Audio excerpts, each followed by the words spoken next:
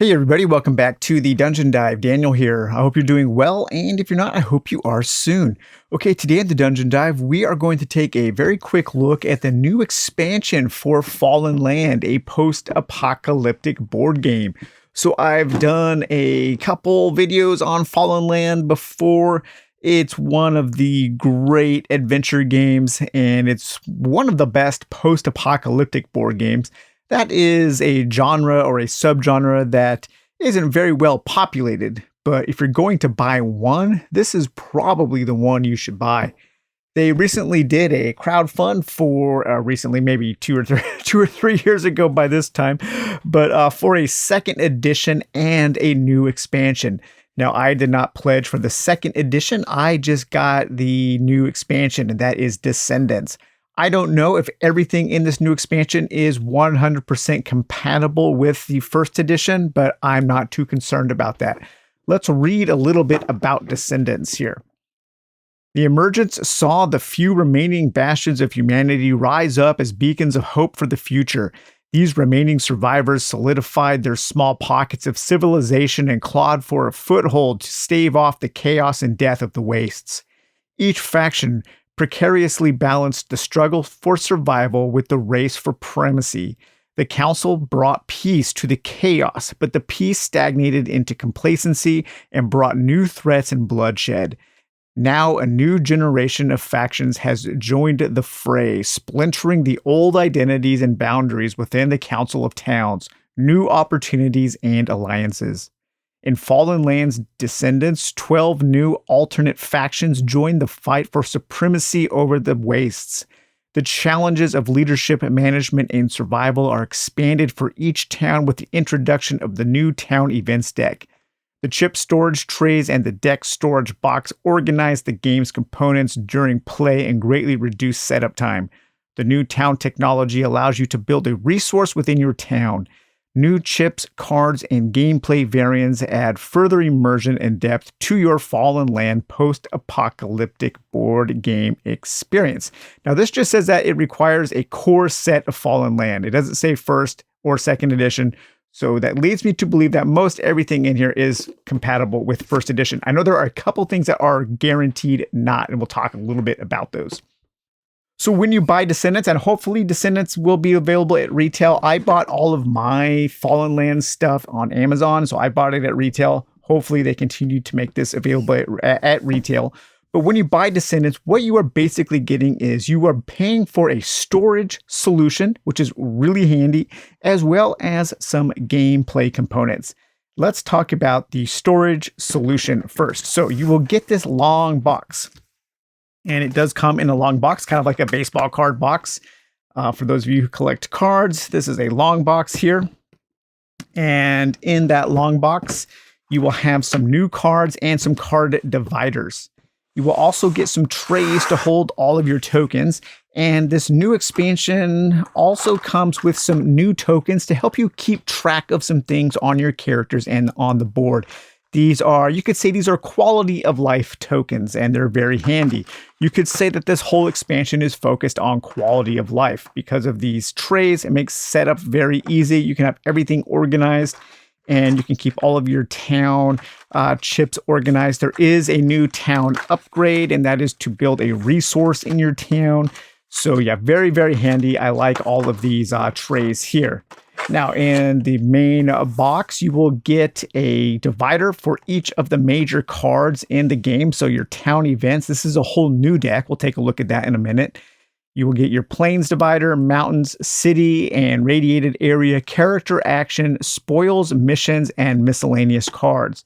You also get a few, I think it's like 5 new encounter cards for each area. You get a handful of new characters, some new action cards, some new spoil cards, some new missions.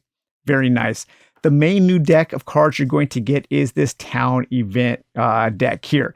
And this kind of takes the place of the old town event where I believe it's been a while since I've played, but I believe you rolled a D10 and something happened. So there wasn't a lot of variety.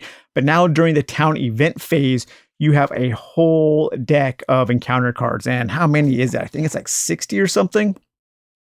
It is 66 town event cards. So yeah, this is a great deck. If you guys like random events in games, I cannot recommend Fallen Land more. This is like random event the game. There is so much cool stuff to find and a lot of text. And if you noticed while I was reading the back of this box, the flavor text, the stories are very, very well written. That's one of the highest qualities about this game is the quality of the writing is just fantastic. I cannot stress that enough. Here we have the mass grave biohazard. A runner arrives at your office out of breath and covered in dirt. She gasps. While digging the foundation for the new building on the east side of town, the construction team uncovered a mass grave. Maybe it's from the maddening. I don't know. Those were some terrible years after the Great War. You could only assume that they were victims of a biological weapon and were buried to prevent the spread of disease. Within the hour, the runner and all the other workers from the site collapsed from a mysterious affliction. To make matters worse, this unearthed contagion seems to be spreading. Town folks are now getting sick as well. So yeah, that's really, really good flavor text. And all of the cards have all of that kind of flavor text. And there's a lot of text. There is a lot of reading in this game, but it's all on cards. It's not from a book. So it's not a ton of reading, but it's more card reading than a lot of games like this have. It's actually a little bit inspirational because as I'm designing my game, A Land in Peril, I'm kind of wondering how much text I can put on a poker-sized card, and I think this game pushes that to the limit. Then we also get a few planes cards here. Let's see the new planes cards. So you will get a few new planes cards. Castle Rustlers, High Speed, Out of Fuel, The Messenger, and Waylaid. And then you will also get a few new mountains cards here. A Friendly Shell Game, Drink Up, High Speed Breakdown, Mutant Encampment, and The Last of the Bad Men.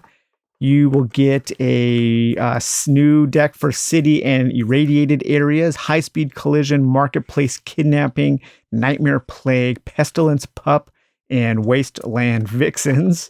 You will get a few new characters here. So we have Sean Howard, the son of Dr. Rad, Brian Nash, Laura Garcia, Ezekiel Jones, Morella, and Renee Legrand. I'm not sure why some of these are different colors. That might be something with the second edition. I don't know.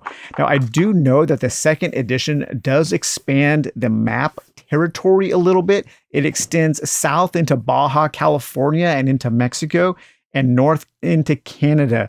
So some of these cards might reference territories that are off the first edition map. I don't know. If that happens, I will just discard those cards and draw another one. And then we get a whole bunch of new action cards here. And we do get quite a few to use in the co-op or solo modes. Only one for the competitive mode. So I do like that. That's really nice. And this is where a lot of the great art for this game is. So we get Vigilante Town Militia, Urban Labyrinth, the Siete Nahualas, the Ravens Raptors, the Outriders Trade Hub, Negotiation, Navigation Kit, Local Heroes, Hidden Defenses, Burning Rubber, Captain Karen Phillips, the Chairperson's Desk, Emergency Council Meeting, and Hostile Takeover. So pretty cool there. Lots of new actions to take here. We do have some new spoils. So some new vehicles. We have the 5 ATVs, aftermarket rear wing, the armored RV. That's awesome. The B-25 Mitchell, a plane. Wow, super cool. We have a DJY spy drone, heavy ram plate, a hillbilly armor, an M134 mounted minigun, survival shovel multi-tool kit, the ultimate survival manual, a warehouse of building supplies, a water purification tablet, and a Warren Occult book. Nice, very cool. And then we do get a few new missions as well. So we have Choose Your Own Adventure, Crazy Train, Crop Duster, Echo Base, and In Every Walk with Nature. And then finally, we get some new miscellaneous cards, and these are some new resource cards, some player aid cards that you can use. Now, I am going to take time right now and just put all of my other cards in this box to see what it looks like with everything full. And there we go. Look at that. That is beautiful. That's really, really handy. Everything is there. So all of your mission cards, all of your spoils cards, action cards, character cards, city rad cards, mountain, plains, and your town event cards. I do recommend getting a piece of foam to keep in here. So as you are drawing cards, they don't slide around. So just a really nice piece of foam can just get slotted into there to keep everything intact in there. So now you have all of your cards and everything. Very cool. The nice thing about this too is that this does lay side by side in a standard Kalic shelving system. So you can just slide this in. I wish maybe it was a little smaller, that was more of the size of the box or something, but I think it works well as a storage solution. All right, and finally, you will get some new factions. Now, these new factions, they kind of replace the other factions, or each of the tokens that represents a faction now has 2 factions. So you can't play both of these yellow factions in the same game. You have to choose one or the other.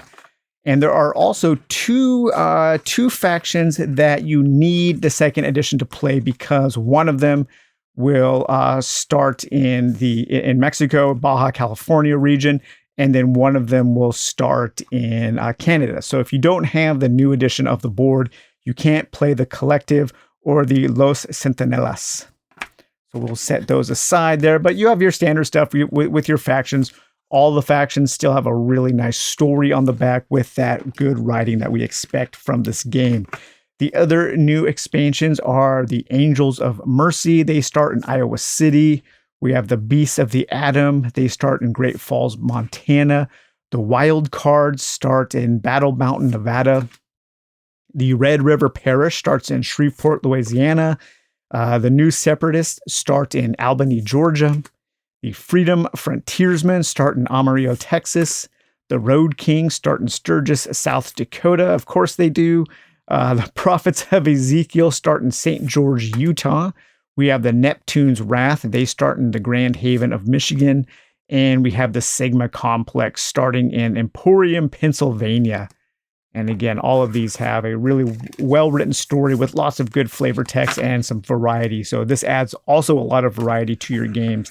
And then we get two cards here that have all of our rules and everything that you will need. So what's in the box, how to set up your deck box, your plastic trays, your card separators, your new Descendants playmats, which we just took a look at, your new character cards, spoils, action, encounter cards, and mission cards, your new Biodome Town technology. It has all of your rules for that there. And then here are those quality of life chits that the game comes with, the expansion comes with. We have some new chits for the NPCM, for the NPCs, some link chips so you can keep track of your characters when they have links with each other. Exclamation points, these can just be used to remind yourself of things. Some compass chips, players use these chips as necessary for scenarios or listed on the cards.